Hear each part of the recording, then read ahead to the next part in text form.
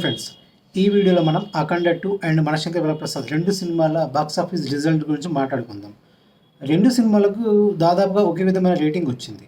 ఓపెన్‌గా చెప్పాలి అని చెప్పేసంటే అఖండ 2 అనే సినిమా బిగినింగ్ సీక్వెల్ హైప్ బీభత్సంగా ఉండేది.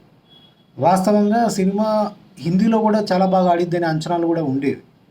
మరి మనశంకర వరప్రసాద్ ఏ రిజల్ట్ ఇప్పుడు box office regional industry hit అనే ట్యాగ్ ఏదైతే వస్తుందో అది వాస్తవంగా అఖండ 2కు ఎక్స్పెక్ట్ చేశారు ప్రతి ఒక్కరు కూడా. మరి అది ఎక్కడ మిస్ అయింది, దాని కారణాలు ఏంటి అనేది మనం ఈ వీడియోలో డిస్కస్ చేద్దాం. పబ్లిసిటీ అనేది ఈ రోజులలో ఎంత అవసరం అనేది ప్రతి ఒక్కరికి కూడా తెలుసు. పబ్లిసిటీ విషయంలో మీరు శంకర వరప్రసాద్ అనే సినిమా అనౌన్స్మెంట్ దగ్గర నుంచి ఏ రకమైన పబ్లిసిటీ అనిల్ రావుపూడి ప్లస్ చిరంజీవి కలిసి చేసిన గ్యాంగ్ లీడర్ని గుర్తుకు తెచ్చేలాగా అనేది మీకు తెలుసు. ఇక అఖండ 2 మేకర్స్ పబ్లిసిటీ విషయంలో ఏం చేశారంటే, ఎలాగో ఇది సీక్వెల్ కదా, సీక్వెల్ పబ్లిసిటీ ఎందుకు, ఫస్ట్ పార్ట్ పబ్లిసిటీ అని చెప్పేసి వదిలేశారు. వదిలేయడము పక్కన పెట్టేస్తే గాలికి వదిలేశారు. అంటే మొత్తానికి ఇంకా ఆడియన్స్గా ఫ్యాన్స్గా చూసుకుంటారులే అని చెప్పేసి అనుకోవడం అనేది ఫస్ట్ తప్పు. సెకండ్ థింగ్, ఈ సినిమాలో వింటేజ్ చిరును చూపిస్తాడు అని చెప్పేసి ముందు నుంచే ఊరిస్తూ వచ్చారు. ఏదైతే సినిమాలో ఉందో దాన్నే వాళ్ళు పక్కాగా ప్రొజెక్ట్ చేశారు, పక్కాగా చూపించారు. అఖండ 2 విషయంలో ఆడియన్కున్న ఆస్పెక్ట్ వాస్తవంగా ఎలాగైతే ఫస్ట్ పార్ట్లో ఒక శివతత్వం పూనినట్టు వచ్చిందో ఒక డివోషనల్ థింగ్, దానికంటే కూడా ఆ డివోషనల్ ఏదైతే ఫస్ట్ పార్ట్లో హైలైట్ అయిందో దాన్ని ప్రతి ఒక్కరు ఎక్స్పెక్ట్ చేస్తూ ఉంటే అవుట్ ఆఫ్ ది బాక్స్ లాగా దీనిలో Superman, Spiderman kind of ఫైట్స్ని ఎక్కువ ఎలివేట్ చేశారు. అంటే ఏదైతే డివోషన్ థింగ్ ఉందో దానికంటే కూడా మాస్ టిన్స్ ఎక్కువ ఇవ్వడం వల్ల ఎక్కువ మంది ప్రేక్షకులకు చేరువ కాకుండా పోయిందనమాట. రిలీజ్ టైమింగ్ విషయంలో అఖండ 2 అనేది అది ఒక విధంగా దేవుడి సినిమా పగబట్టాడేమో అనిపించేలాగా ఉంది. ఎందుకని చెప్పేసి అంటే అది కరెక్ట్గా ఒక టైం అనుకొని రిలీజ్ చేద్దాం అనుకున్నప్పుడు అనుకోకుండా ఫినాన్షియల్ అవంతరాలు రావడం, దానివల్ల వాళ్ళు కోర్టుకి వెళ్ళడం, ఇంకొక డేట్కి మారడం, దానివల్ల కొంచెం హైపు కలెక్షన్ రెండు కూడా తగ్గాయి. నెగిటివ్ సెంటిమెంట్ ఉంటుంది. ఒక్కసారి సినిమా రిలీజ్ వాయిదా పడిందంటే అండి ఫ్యాన్స్కి ఒక ఆయుధం లాగా ఉంటుంది, ప్లస్ నెగిటివ్ సెంటిమెంట్ లాగా మారిపోయి కలెక్షన్స్ పైన ప్రభావితం చేస్తాయి. ఇక రిలీజ్ టైమింగ్ విషయంలో ఇంకా మనశంకర వరప్రసాద్కి వచ్చినంత ఆపర్చునిటీ ఇక ఏ సినిమాకు రాలేదని చెప్పుకోవచ్చు. ఎందుకంటే సంక్రాంతి సినిమా పక్కా ఫ్యామిలీ ఎంటర్టైనర్ అనే ఏదైతే ట్యాగ్ వేసుకున్నారో దానికి తగ్గట్టుగానే ఫ్యామిలీ ఎలిమెంట్స్ అన్నీ కూడా ఉన్నాయి సినిమాలో. ఫ్యామిలీస్ ఇరగబడి ట్రాక్టర్లో వచ్చి చూడడానికి రీజన్ ఏంటి అని చెప్పేసి అంటే ఫ్యామిలీకి కావాల్సినవన్నీ కూడా సమపాళ్ళలో రంగరించుకొని కరెక్ట్ టైంకి రిలీజ్ చేసి సక్సెస్ అయ్యారు. ఇంకోటి కామెడీ కూడా చిరుకు బాగా కలిసి వచ్చింది ఈ సినిమాలో. అంటే ప్రతి ఒక్కరు ఏమనుకున్నారు, క్రింజ్ యాక్టింగ్ చేస్తున్నాడు, అసలు ఒక పక్కన చూస్తే బాలయ్య ఏమో రోజుకి యాక్టింగ్ మెరుగుపరుచుకుంటూ అంటే ఇంకా ఆ ఫైర్ ఇంకా ఉప్పొంగుతుంది, చిరు ఏమో మొత్తం రోజుకి యాక్టింగ్ మర్చిపోతున్నాడేమో అని ఫ్యాన్సే భావించే పరిస్థితి. ఆ పరిస్థితిని ఈ సినిమా నిజంగా మార్చేసింది. సినిమా చూసాక ఎవరికి అంచనాలు లేవు, వాస్తవం కూడా అంచనాలు లేవు. ఇట్లా క్రింజ్ యాక్టింగ్ చేస్తాడు, ఆ క్రింజ్ కామెడీ సీన్ ఇంకా దారుణం అయిపోతాయి, సినిమా ఎత్తిపోద్ది అని చెప్పేసి ప్రతి ఒక్కరు అనుకున్నారు. కానీ విచిత్రంగా మళ్ళీ చాలా సీన్లలో అన్నయ్య, జై చిరంజీవ అండ్ చాలా సినిమాలు ఉంటాయి కదా, పాత సినిమాల్లో చూపించే ఒక రకమైన స్పార్క్ అవన్నీ కూడా ఈ సినిమాలో కనిపించడం జరిగింది చిరంజీవి గారి విషయంలో.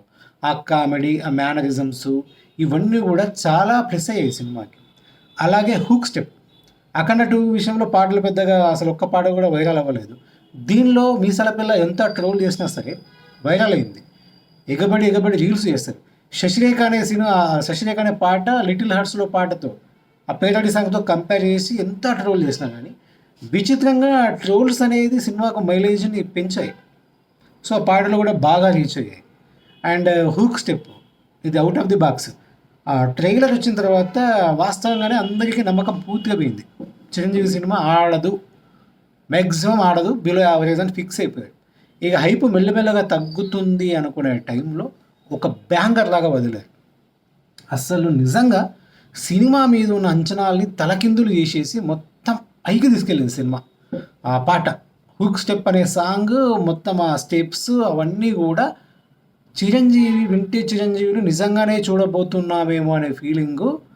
బిగ్ బాస్ కాలం నాటి వాళ్ళు ఉంటారు కదా, బిగ్ బాస్ కాలం నాటి హార్డ్ కోర్ ఫ్యాన్స్ కూడా తట్టి లేపేలాగా ఆ గెటప్పు అవన్నీ కూడా ఏదో మనం చూడబోతున్నాము, క్రింజు సినిమా కాదు, నిజంగానే మనం ఏదో గొప్పగా చూడబోతున్నాం అనే ఫీలింగ్ హూక్ స్టెప్స్ సాంగ్ అనేది తీసుకొచ్చింది.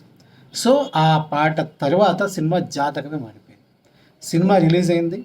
ఇంక అప్పటికే ఆడియన్స్ సినిమా విషయంలో చాలా పాజిటివ్గా ఉన్నారు. ఇది ఎలా ఉన్నా సరే ఒకసారి చూడాలి అని చెప్పేసి ఫిక్స్ అయిపోయారు.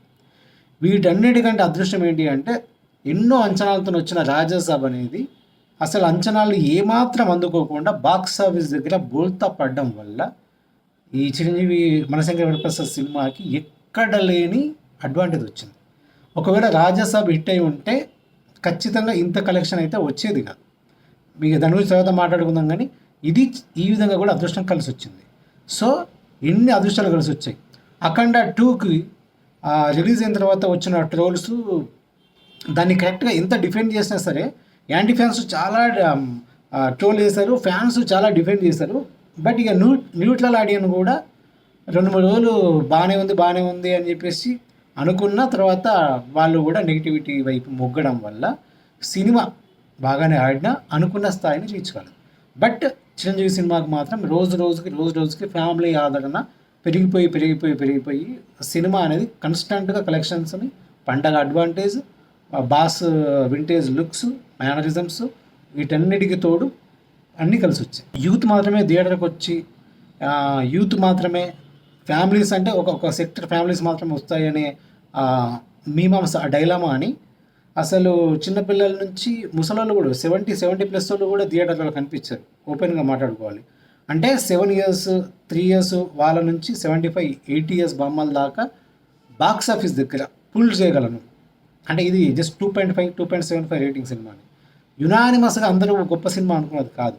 సో అయినా అన్ని వర్గాల ప్రేక్షకుల్ని థియేటర్లో రప్పిస్తాను అని చెప్పేసి నిరూపించాడు బాస్. ఆయన స్థానాన్ని మళ్ళీ నిరూపించుకున్నాడు. నేను బాలయ్య బాబు నుంచి కోరుకునేది ఏంటంటే, ఆదిత్య 369 లాగా కొన్ని సినిమాలు ఉన్నాయి, నారి నడమ గారి సంథింగ్ ఇలాంటి సినిమాలు ఏంటి అని చెప్పేసి అంటే ఫ్యామిలీ కోణం కూడా బాలయ్య బాబు నుంచి బయటకు తీసి ఫన్ను, ఫ్యామిలీ, మాస్, కొంతవరకు మాస్ ఇవన్నీ కలిపి ఇలాంటి సినిమా అంటే బాలయ్య బాబు కూడా నిజంగా అందరినీ అట్రాక్ట్ చేసేంత, అన్ని వర్గాలను అట్రాక్ట్ చేసేంత పుల్ ఉంది. ఆ పుల్ నిరూపించి ఒక ఫ్యామిలీ మంచి ఫన్ ఫీల్డ్ సినిమా ఒకటి చేస్తాడు అంటే ఈ ఇప్పుడు చేస్తున్న సినిమాలకు భిన్నంగానే ఆశిస్తున్నాం. Thank you friends.